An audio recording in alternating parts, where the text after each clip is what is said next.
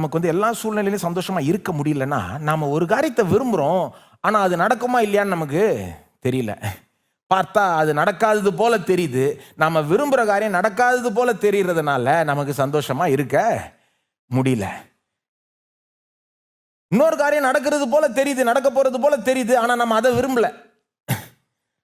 அப்போ நம்ம விரும்புறது வேறையா இருக்குது, நம்ம எது நடக்கும்னு நிச்சயமா இருக்கும்ன்றது அது வேறையா இருக்குது. நம்முடைய நம்பிக்கை வேறையா இருக்குது, நம்ம விரும்புறது வேறையா இருக்குது. பவுலுக்கு வந்து இது ரெண்டும் ஒன்றாகி விட்டது. அவருடைய வாஞ்சை, அவருடைய நம்பிக்கை. அவர் எதை அதிகமாக விரும்புகிறாரோ அது நிச்சயம் நடக்கும்னு நம்புகிறார். ஆகவே என்ன நடந்தாலும் சந்தோஷமாய் இருக்க முடியுது. ஒரு சிம்பிளான உதாரணம், ஆனால் அதை வச்சு நம்ம புரிஞ்சுக்கலான்றதுனால கொடுக்குறேன். ஒரு பிள்ளை எடுத்துக்கோங்க, ஸ்கூல் படிக்கிற சின்ன பிள்ளை. இன்னைக்கு நாளெல்லாம் படிக்க வச்சுட்டாங்க அந்த பிள்ளைய. அந்த பிள்ளைக்கு அது வந்து ஒரு பாடு மாதிரி, வேதனை மாதிரி. அது ஏண்டா கொஞ்சம் நாளெல்லாம் படிச்சுன்னு இருக்கணும். அப்போ அந்த பிள்ளை வந்து பெற்றோர்கிட்ட கேட்குதுன்னு வைங்க, நாளைக்கு வந்து நான் இந்த டாய் ஷாப்புக்கு போக விரும்புகிறேன், டாய்ஸ் கடை, டாய்ஸ் விற்கிற கடை, பொம்மை கடை, அதுக்கு போக விரும்புகிறேன்.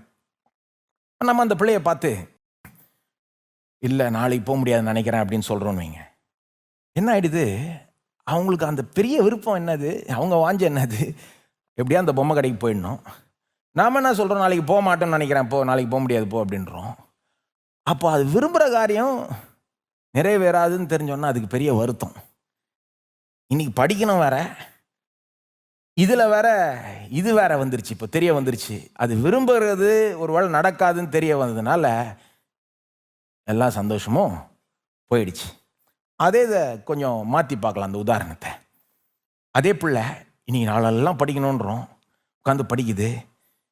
சரி யோசித்து பார்க்குது, நாளைக்காவது ஒரு பிரேக் கிடைக்குமா, நாளைக்கு வந்து அந்த டாய் ஷாப் போகணும்னு சொல்லுது பெற்றோர்கிட்ட. அப்போ பெற்றோர் என்ன சொல்கிறாங்க, சரி கண்டிப்பாக நம்ம போவோம், நிச்சயமாக நம்ம நாளைக்கு போகலான்னு ஒரு வார்த்தை சொன்னீங்கன்னா அந்த பிள்ளைக்கு எப்படி இருக்கும்?